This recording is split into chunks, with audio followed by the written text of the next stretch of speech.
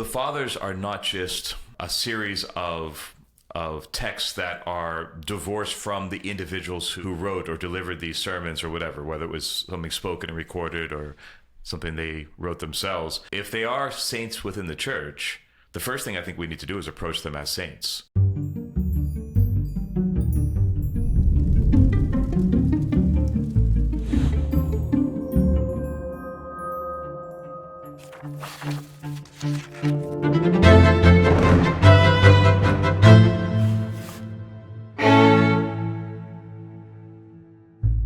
Hi everyone, this is Seraphim Hamilton, and I'm very pleased today to have Father Joseph Lucas on the channel to talk about his new book, How to Read the Holy Fathers. So Father Joseph, thanks so much for coming on. Thank you for inviting me and giving me a chance to chat with you again. Our last talks were, I think, very edifying, and it was good to have you in Miami last year and have you speak and address our parishioners, and also come on and speak with me a little bit too on my show.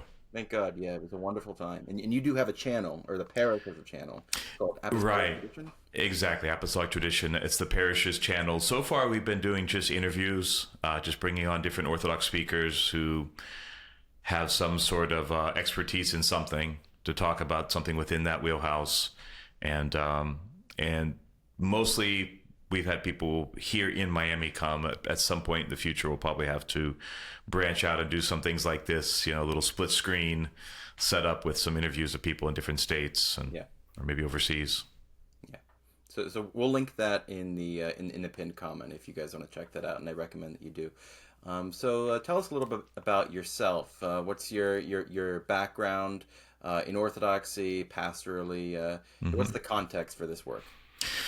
So I grew up in Pittsburgh in Pennsylvania, and sometime when I was in college, I guess, is when I started to get interested in the Church Fathers.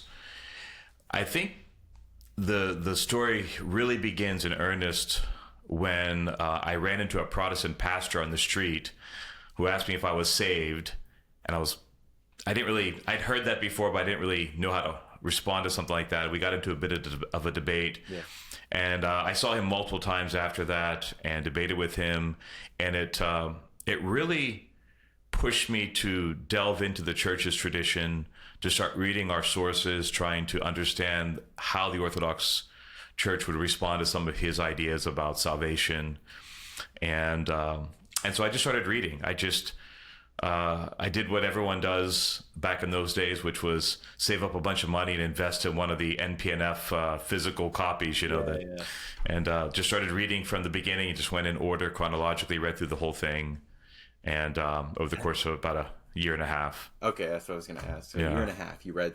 That's the 38 volume? Right, the 38 volumes, wow. Yeah. So, and that was kind of my start. And when I ended up going to seminary, I went to St. Tikhon Seminary in Pennsylvania also. And there I was very privileged that we had some incredible teachers at that time. Particularly, my mentor was Dr. Christopher Benjamin, who was a very good patristic scholar who took me under his wing and started to mentor me and train me. I did my thesis with him at the time. And then that prepared me for later doctoral studies. So I ended up traveling back and forth to the Netherlands and finished up my doctorate there under Father Andrew Louth and Father John Baer at Radboud University, which has a Orthodox studies program there. Okay. And what was your doctorate on? So I focused on Saint Cyril, particularly his understanding of sacrifice and atonement. So I think this really goes back again to that original conversation with that Protestant street preacher that I've always been extremely interested in. How do the fathers understand salvation in the Bible? How do they interpret it? And that was an offshoot of that. St. Cyril's understanding about the idea of expiation and what does the offering of Christ accomplish in that kind of language. So I delved into that. I went into some works that weren't previously available in English and kind of picked through them, and it was a lot of fun. Yeah. And you've been a pastor for a number of years as well. Yeah, so since 2009, I've been serving since my ordination. First a parish in Pennsylvania, and then the last a little over 14 years, I've been here in Miami. Yeah. As the first as the assistant and then as the rector of the OCA Cathedral in Miami. Okay, gotcha. So those are two, somewhat distinct, but really important contexts, I think, for the kind of book that this is. You read that 38-volume set, 1.5 years. I challenged my audience to beat that. Then you went on, you kept diving into it, but you've also worked in a pastoral context for a number of years. So could you explain, just in view of that background, what is this book? What's it meant to do? Who is it for?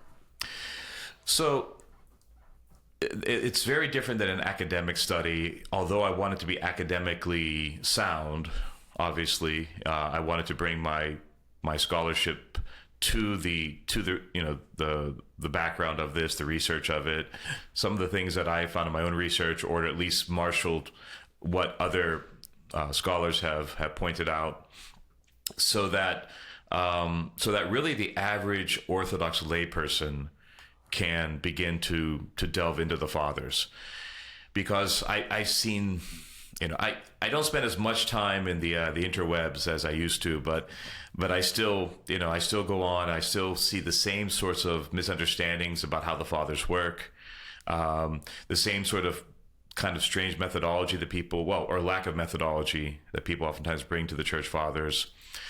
And in the American context, to be frank, we are a recovering fundamentalist nation, essentially, right? Or at least recovering evangelical nation. That was the primary religious influence for a long time, at least in the 20th century in the United States. And a lot of the kind of typical fundamentalist methods for reading the Bible, approaching it in the same sort of way, are oftentimes used by people who are converting to orthodoxy. There are certain methods for reading the fathers that are inherent, I think, in their writings themselves, that the writings themselves point you in that direction. Sometimes the fathers make explicit how you approach certain writings, what is more important than other things, and so forth. And some of it is common sense, and some of it is just a series of things I've learned from Orthodox scholars who are completely immersed in this field, and I've learned it from other important people. Like some of the people I studied under other great Orthodox scholars who taught them a particular methodology to read the fathers properly. Okay. And so I'm just the most recent link in a golden chain in lots of different ways, right? Yeah. The methods and traditions coming down to me from the fathers themselves and through modern Orthodox interpreters of the fathers who are known to be, theologians of the 20th century, who I'm the last in that link. And hopefully there'll be lots of links after me. Maybe this book will be an inspiration to other people to either begin to read the fathers in a decent context, or maybe even go on for further studies themselves. Yeah. And maybe they'll be the next generation after me that I can hand the baton to. Yeah. And so let's say you're a catechumen, you're preparing for reception into the church, and you want to get into the fathers for the first time.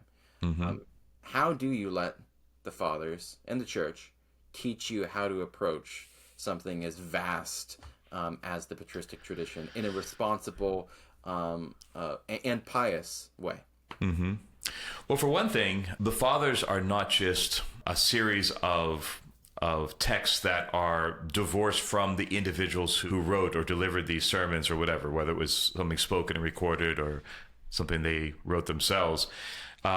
If they are saints within the church, the first thing I think we need to do is approach them as saints.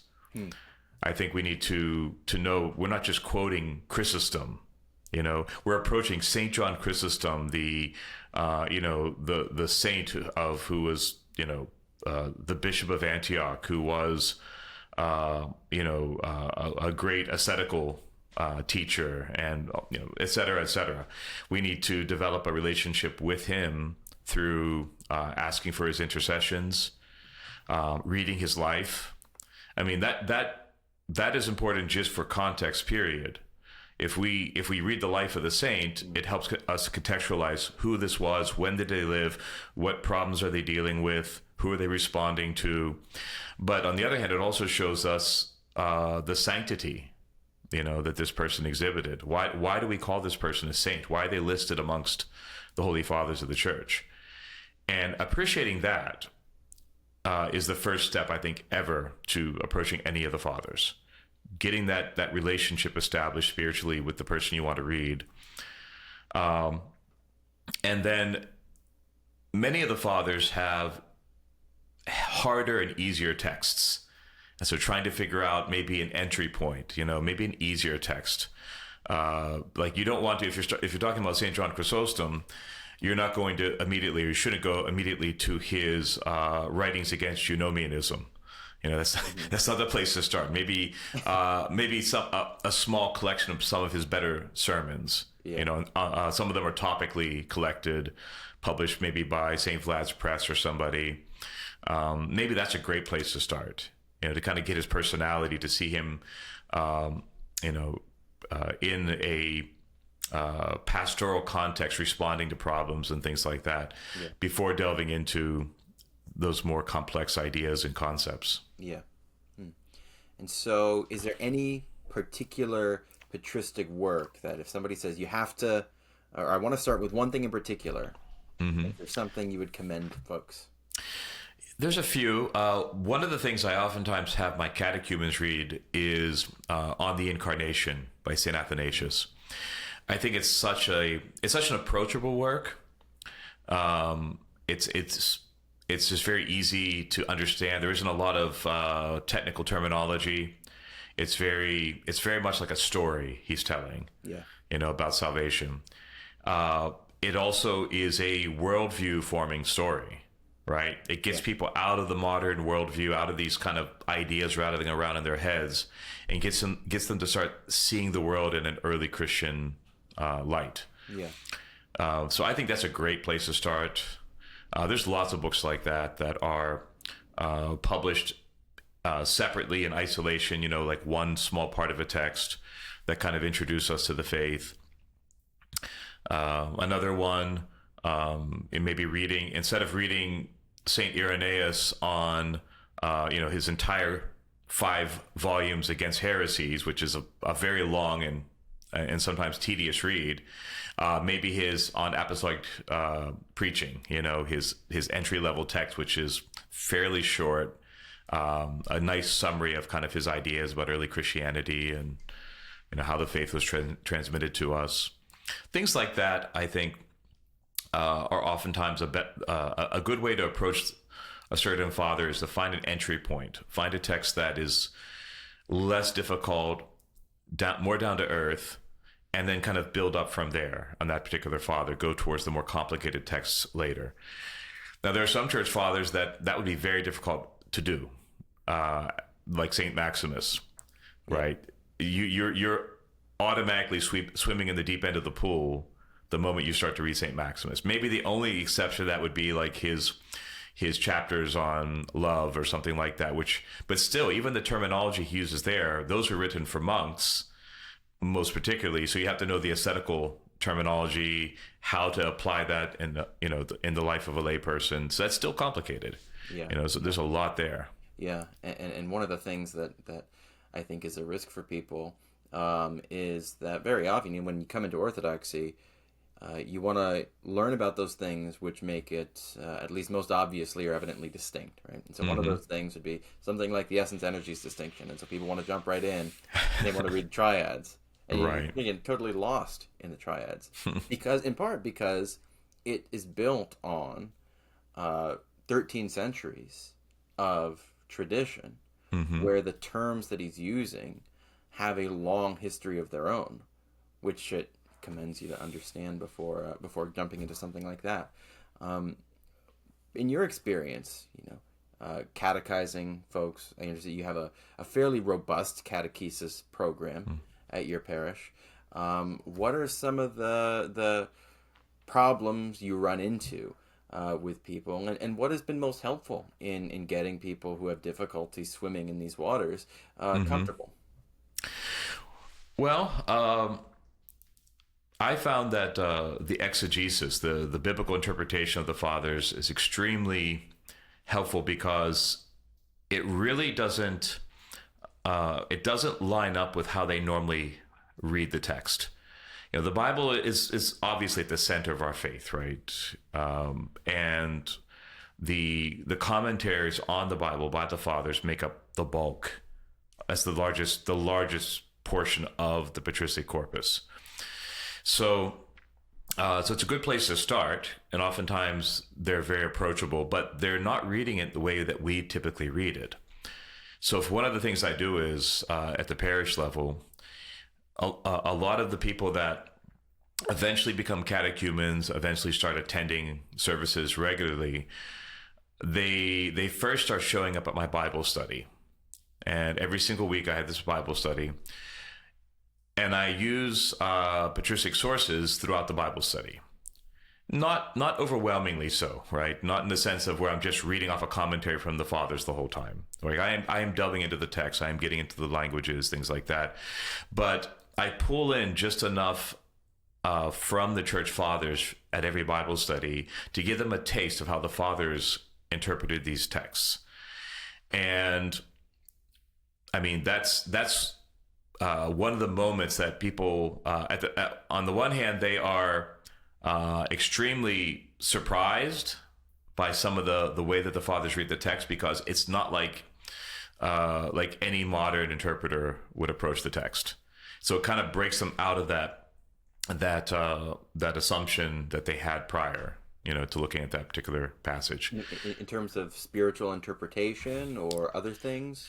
Yeah, it's a combination of things. I mean, I would say that most modern readers come to the text with very, very different questions. And I think they assume the text is supposed to answer those questions, right? And the church fathers are not coming with those questions. I mean, there's obviously assumptions that they have made when they approach the text. And some of those assumptions are the same as we have made, like that it's a holy text, it's inspired, that God is going to speak to us through these words in some way. But when they are making these, for example, typology, when they're making these connections through typology, the modern reader sometimes doesn't get it, or is stunned by how this is possible, that this image can relate to this. Or in a even higher anagogical reading about how this actually pertains to something that happens in the liturgy on Sunday. They're like, well, how's that possible? Because their questions, the church fathers' questions, were so different. They're coming at the text thinking, how does this edify and apply to what our life in Christ is today? Yeah. As members of the church, as inheritors of salvation. And modern readers are oftentimes coming at it with, scientific questions or this rational analysis. So it's a very different way of approaching the Bible. So I think that in Bible study, it's a good way to first approach the fathers, to look at commentaries. I know a local college in South Florida. The guys there, the Orthodox group that meets there, they're using the commentaries of St. Theophylact of Ohrid, and they're going through the Gospels. And they told me they're blown away by reading the passage and then looking at what St. Theophylact has said, and how it's a completely different way than they would have thought of approaching the text. And that takes us, anything that can take us out of our contemporary assumptions for a moment, I think is good, because to see the world the way the church fathers see the world is not an easy thing. Yeah. We can't just contort or convert our minds to look at the world that way. But at the very least, I think we can begin to speak bilingually, so to speak, right? To start to see the world a bit in the way that the fathers did, while at the same time being able to relate that to our contemporary circumstances. You also said something really interesting, I think, in the book, and that was your criticism of this common trope that I've definitely heard quite a lot about the difference between the Alexandrian and Antiochian school of interpretation.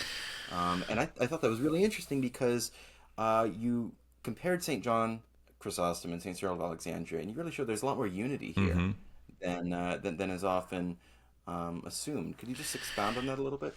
Right, I think, and that's something that came out of my own research, doctoral research. There are other scholars who have drawn similar conclusions, but my work in particularly in the world of exegesis, looking at these commentaries, if you think about how academics works and how it is generally built upon sort of a materialist approach to everything, right? Then religion is always seen as just an evolution of ideas, okay? And so therefore, it makes a nice little too tidy of a system to just say, well, we have these developments locally, and Christianity is more pluriform. It's not this monolithic thing. It's more local communities developing independently and organically, and their ideas develop internally. And so therefore, you have these Alexandrians, and it's a different kind of city. It's a different kind of place, and they're influencing each other over generations. And then Antioch is very different culturally, and therefore they're developing in a slightly different way. And the fact that St. John Chrysostom, for example, knows and was friends with Theodore Mopsuestia, he studied under Diodor of Tarsus, he knew Nestorius, then obviously he must come from the same sort of worldview, the same theological basis, and so forth. It might seem like a nice, tidy system to create. And you could try to press those various figures, those different persons into this paradigm. But sometimes it's like trying to nail a square block into a round hole. And there have been some good studies that have borne some of this out, that have looked at St. John Chrysostom and pointed out that he breaks from a lot of the traditions that Diodor would have assumed, like the Diodor's ideas about, for example, in Diodor of Tarsus and Theodore of Mopsuestia, his student, they tend to reject a lot of the old typologies. They tend to reject them because they're drawing this distinction between the age of the Old Testament and the age of the New Testament. There's something radically different happening here. But St. John Chrysostom doesn't draw that sharp line because he is rooted in the faith of the church. He may have studied at some point with Diodor. He may have known Theodore. He may have known Nestorius, but he's not approaching it in the same way. He doesn't adopt the language of the two sons, which is, Diodor, Theodore, and Nestorius all adopt that language of the two sons. Starts with Diodor,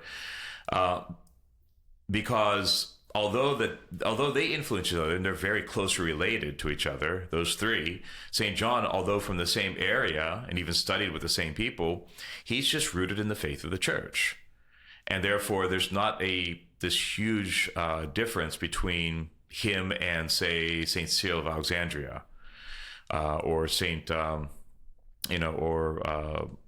St. Athanasius or somebody else. Now, we have very little exegesis from St. Athanasius, but again, what we do have, like his occasional commentary on something here or there, show that he's not that distinct. In fact, he's not, from what we can see, very much even bound by allegory, as people accuse Alexandrians of. So there's not really this clear trajectory. I think that we have to be very careful with what some scholars have tried to formulate when it tends to contradict what the church has generally said.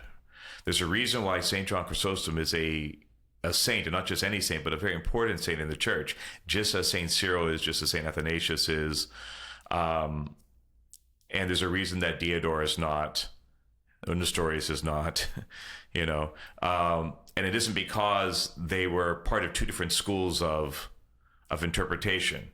It's because a particular person in history, Diodor, came up with some bad ideas, and some of his disciples took them up, and other ones who worked with him rejected them because they remained faithful to the teachings of the church. So, yeah, and I think that in general, you're going to, when you look at the different fathers, you're going to see a lot more agreement or consonance between the ones that we think of as holy fathers. What connects them is much, much greater than their individual expressions of certain things. And what you're going to see that connects all the different heretics, whatever age they were in, is the fact that they don't align with with those central teachings of the church. They somehow push back on or reject basic tenets of the church, and it isn't based on what city they're from. Arius is an Alexandrian, but Arianism takes root in the Church of the East and other places. It's not just in Alexandria that it takes root; it spreads throughout. It goes all the way up into Asia Minor and things like that. It isn't based on some kind of local cultural manifestation of the faith or something like that. Are you looking to grow in your faith while earning your degree?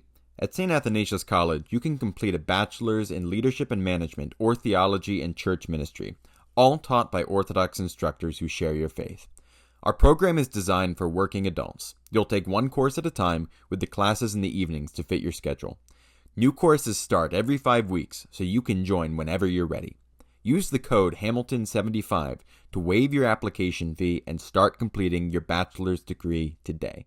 Yeah, I think this really gets to the heart of an important issue, which is that the way that we approach the fathers is born out of a kind of fundamental interpretation of the meaning of church history, right? So if you're looking at it from a secular point of view, or an unbelieving point of view, I should say, then it really is about the genealogy of particular ideological schools. That's what you're studying. You're studying a particular philosophical tradition.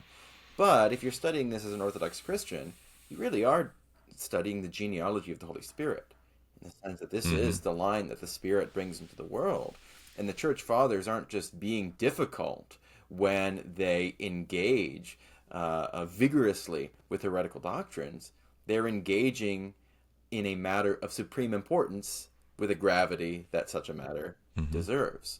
And I think that really frames the way that we approach the Fathers. And I really appreciate one of the things that you said there about the consonance of the Fathers, because this really seems to me to be one of the great differences between the way that we in the modern world, or most people in the modern world, approach the patristic tradition, and the way that the Fathers themselves approach the patristic tradition. So I've seen, for example, St. Maximus, the Ambigua, in his commentary on certain passages of Gregory the Theologian, people almost speak condescendingly of Maximus's assumption, until proven absolutely otherwise, that the Fathers are consonant. Because, obviously Gregory the Theologian wasn't saying anything related to what Maximus was saying. But I think we should really emulate Maximus's approach. What have you found working in the academy, as well as a faithful Orthodox Christian, in terms of how these different approaches clash, relate, and maybe how we can learn from each other? Right. I mean, it's and of course for someone who's actually working in an academic setting, it becomes this very delicate balancing act between what would the academy accept as being a cogent argument, a well-researched set of premises. There has to be a certain amount of Wissenschaften, scientific rigor to it, as they say. But I think that an Orthodox Christian working in that environment has to also keep in mind what our church teaches about these individuals. And that is very difficult sometimes, and you will meet scholars who, most of them are not Orthodox in the patristic world. They either adhere to other religious confessions, or they're just secular or atheists or something like that. And they might disagree because the paradigms they've adopted, they're comfortable with those paradigms. And you can't just make the assumption. I can't just throw out there, well, the fathers agree with each other in general. That's not a valid methodology for them. I have to prove it. And so when I did my doctoral thesis, that was my point, was to prove not only this is what St. Cyril teaches on a particular topic. Through my apparatus, I brought in several dozen other fathers and compared and contrasted their response to this, and showed how he's generally in agreement with the majority of the fathers that we would think are representative of the Orthodox faith. And where he disagrees with fathers, it tends to be people like Theodoret of Syr or Theodore of Mopsuestia, people like that. So I tried to show that a little bit through the apparatus, and you have to make that point. You have to prove those sorts of things. But the advantage of writing a book like this for ancient faith is that as someone writing to Orthodox laity, I don't have to make that point, right? I can just say this is how the fathers perceived what they were doing and how they interact with other saints from before their time, and that general assumption of agreement is just a starting point for a proper methodology, reading the fathers as religious guides, as spiritual guides for us. So I don't have to actually make that in-depth claim or argument, I don't think, and I didn't do it in the book. I didn't feel I had to prove that was the case. The fathers themselves believe that. And I'm taking them seriously because it's not written to the average person. I wrote the book to a person who is practicing their faith, is either a member of or an inquirer or catechumen of the Orthodox Church. There are other books out there written for secular people that talk about the fathers. There are books written for Roman Catholics about how they approach the fathers from their perspective. But I thought that it was about time we had a book to help us approach the fathers, written to the layperson, that laid out these assumptions in our methodology, and then they could build upon that. Yeah, definitely. So the book is written, mostly to people in a parish context. Yet one of the most abundant forms of patristic literature is ascetic literature, that's written to people in a very different context. Could you speak to the challenges that reading monastic literature poses? How do we read it in a responsible way? How do we get something out of it while not, getting the wrong thing out of it? Right. And I think something that I've seen people go to both ends of the spectrum on this, where some people go to one end of the spectrum, which would be incorrect, and to say that this sort of ascetical literature is just not made for the laity. It's just, the life of the monk is just so radically different that these are inapplicable, to the person living in the world. And I think that's absolutely wrong. But I don't think, on the other hand, we should go to the extreme to think that any layperson could pick this up and think that these things are applicable as word for word as stated in the text, because obviously they were written to monastic communities. That's their primary audience. So somewhere in the middle lies the proper way. And for one thing, we have to understand that in the Orthodox Church, we don't have a radical demarcation between the monastic or the secular or married life, right? We both practice the same basic fasting regimen, liturgical life. They do more of it than we do because they are able to have daily services. They don't have to go to work in an office 8 hours a day or take care of kids several hours a day or whatever. They fast a little bit more than we do, in the sense that a lot of monasteries are essentially vegetarian all year round, but they still follow the same basic program that we do. But their life is not too dissimilar than ours. We're really called to the same thing. We're called to cultivate the remembrance of God, his presence, to be obedient to God's commandments, to curb our desires and direct our mind towards God. I mean, all the same things that the ascetical literature commends to the monastic community are things that we're supposed to do in the lay community as well, or in the secular community, we'll say.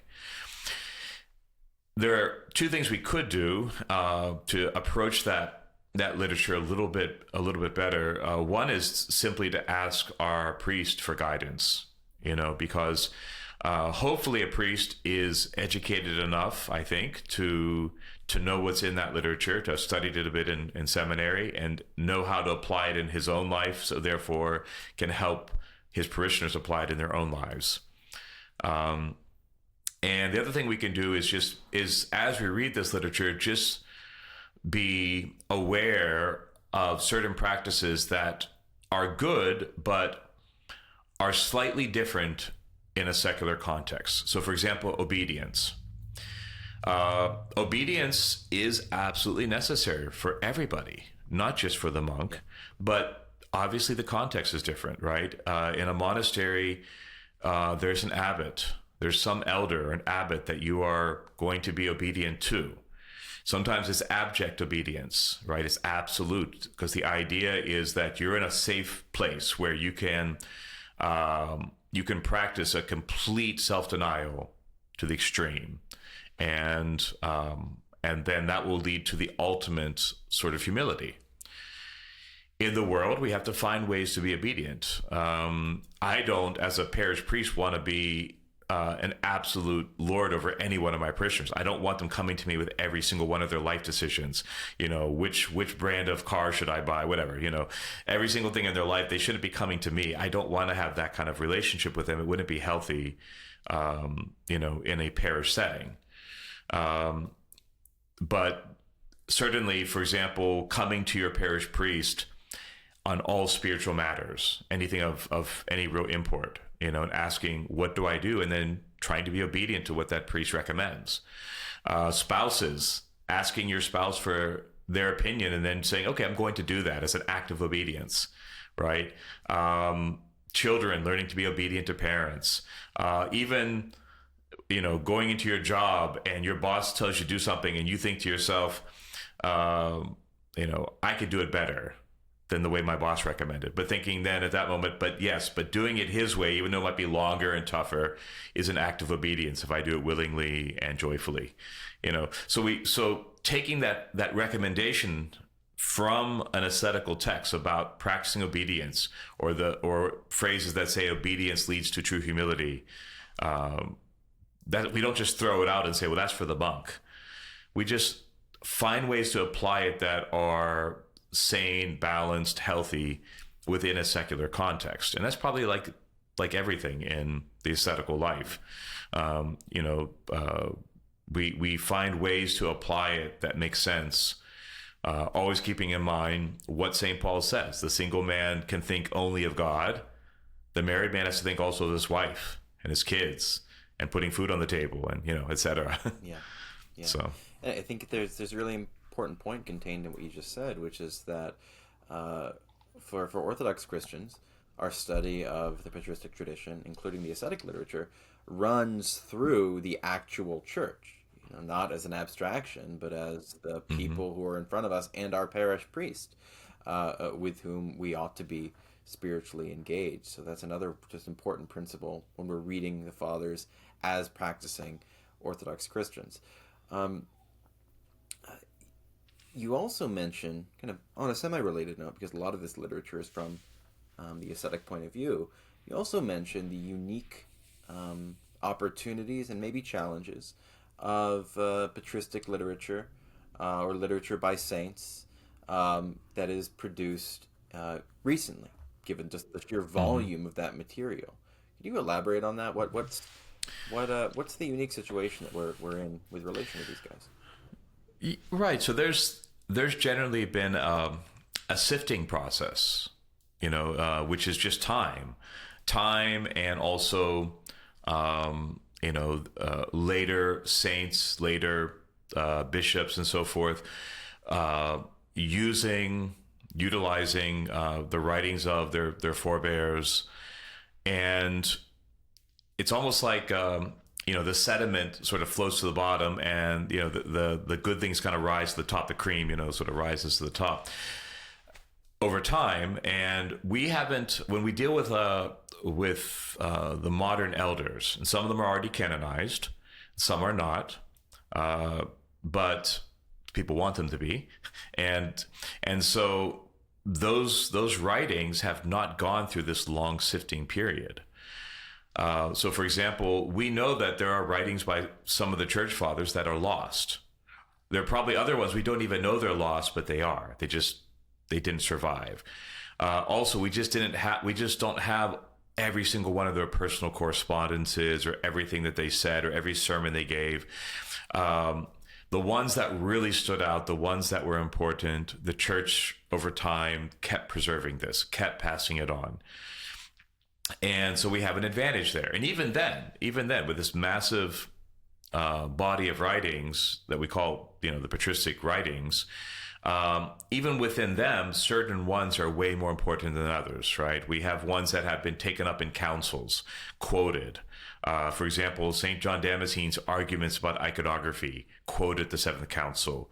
St. Gregory Palamas's approach to the energies essence distinction is enshrined in the Palamite councils, So with modern writers, we don't have that yet. It's in process. We're on the way. And that can create a real challenge for multiple reasons. For one thing is, for some of these writers, we have way too much. Because in the modern world, everything's being documented, right? Every little note you write on a napkin, someone might take a picture of it and put it online or something, right? We have records going back to our youth. What if St. Paisius the Athonite, we discover a book report he did in 12th grade in Greece or something, right? Is that of the same caliber as some spiritual writing he gave near the end of his life, when he's well known to have been by that time a clairvoyant elder? They're a very different utility, and it might be interesting to read his 12th grade book report to see his development and where he was heading in life, but he probably wasn't Saint Paisius, so to speak, right, in the sense that we think of, right, in 12th grade, if we would compare him to his later self. Yeah. And then we also have a lot of documents that are out by people that are revered, but they've not been formally canonized by the church. They've not been formally endorsed, or what they were canonized for is something completely different. Take the case, take the controversial case of Pavel Florensky, right? It's debated whether he's a true martyr of the church. Some people say he's Saint Pavel Florensky. He's a martyr. He died in a gulag. But some people question his theological writings, his approach. Is he representative of the Orthodox faith? There's lots of figures like that who maybe they're recognized for something different. Maybe for their like Saint Maria Skobetsova for her great sacrifice. Right. But if you look to Saint Maria and say, well, now I can go and chain smoke every day because that's what she did, that's problematic. That's the kind of stuff people are doing today. It's a very Protestant fundamentalist kind of approach. Like I want to find in the fathers or in the elders who they see as almost identical to all the fathers before, that thing that proves what I want to say, what I want to do. And it ignores the fact that the church has has traditionally gone through this period of looking into and sifting through and elevating those things that are truly representative of the tradition, Yeah. you know, and overlooking or ignoring the things that weren't. Yeah. You know, some of the fathers said that when we find something that's incorrect in the writings of one of our forebears, we should be like Shem and walk in backwards and cover the nakedness of that father, right? Yeah. And so instead of saying, well, this is a license for me to say or do something unusual that kind of stands outside of the general, sort of scope of Holy Tradition, we should probably be patient and be very careful how we use, this large swath of writings that are available to us now from all these modern saints and elders. Yeah. I'm not saying to avoid them, but I'm saying, they're definitely on different levels. There's different degrees of utility for these writings. We have to be careful and not pull something out of them that would contradict the entire trajectory of Holy Tradition up to this point. Yeah. Because Holy Tradition is again that consonance of the fathers. Yeah. I mean, it's in the word, right? Like to hand down. Mm-hmm. There's that relationship, right, which is implied there, where the recipient and the one who gives both have an integral relation in making mm-hmm. it what it is. I remember reading one book of a relatively recent saint, and it's just things that he would talk about, and it was recorded. And there was mm-hmm. one particular story where he prefaced it by saying, "Please don't tell anyone else this." And I'm like, why am I reading this right now? And I think that's just an example of like, well, maybe this should not have been included. Well, even for example, I love the sayings of the Desert Fathers, and it's been one of the most beloved texts throughout the history of the Church. I mean, at one point in medieval Russia, like that and Saint Isaac the Syrian's sayings were like two of the most popular books in Russia at one point, like because people read it so much. But when you read the sayings of the Desert Fathers, obviously every one of those sayings is given to a specific monk at a specific time for a specific purpose, and we can learn wisdom and gain truth out of those sayings, even if it's not directly meant for us. Sometimes these great monastic saints contradict each other. But they really don't, in a sense, because they're speaking to two different people with two different maybe sets of passions or different circumstances. And most people, when they read the sayings of the Desert Fathers, they get that. They don't read the sayings of the Desert Fathers and say, oh, okay, I have to be exactly like St. Moses the Ethiopian and walk around with a basket leaking with sand out over my back, every time someone says they're going to judge somebody, right? We don't do that. But yet we don't tend to practice the same level of discernment with these modern elders. Yeah. Right. We just assume like, well, they said this, that is universally applicable to every reader, every Orthodox Christian ever. And that's just not realistic. It's just not what it was ever meant to be. I wouldn't want some pastoral advice I gave to one of my parishioners, very unique to their situation, for them to go and tell the rest of my parish, Father said, do this. It doesn't work that way. And that's another danger we have to how we tend to approach modern saints. So that kind of brings me to what I want to close on. And that is the fact that living in at least the modern West, we're at this unique historical moment where we have almost universal literacy. What duty does that impose on your average Orthodox Christian? Wow, a duty. Yeah, it's a duty. It's a responsibility, because every time we are given something, we say, it becomes a right for us, right? I have this right to be able to read now. It's been given to me, and I can exercise this, right? With every single thing like that, there is a commensurate responsibility that comes with it. How am I using it? What am I using it for? And so this ability or right to be able to read, if we are Orthodox Christians, we should be reading things that are edifying, right? Things that build our relationship to Christ, that teach us wisdom. Because I think one of the dangers of modern society is that we are in a fact-driven reality where we just want the facts now, and we want the answers right now. It's like, just give me the short version, give me the answer to this. And so we Google everything. We ask the AI, just give me the facts, break it down, summarize it.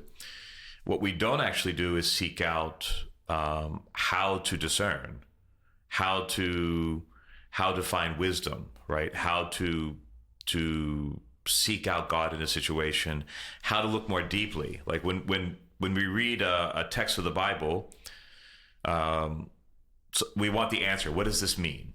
Give me the quick answer. What does this mean? Rather than how do I delve into a deeper relationship with God and my fellow man through this text, through this passage, and learn to then wisely discern, going forward, to live my life that way. That's a very different way of approaching something. It's not the Google approach to the world. It's a wisdom approach, so to speak, right? And so our duty with reading is to gain that wisdom, right? Just the same way we're supposed to be reading the scriptures, we're supposed to be reading the church fathers to gain wisdom. Not just to get answers to the questions that I have, like I've Googled, what does church fathers say about A, B, or C? Yeah.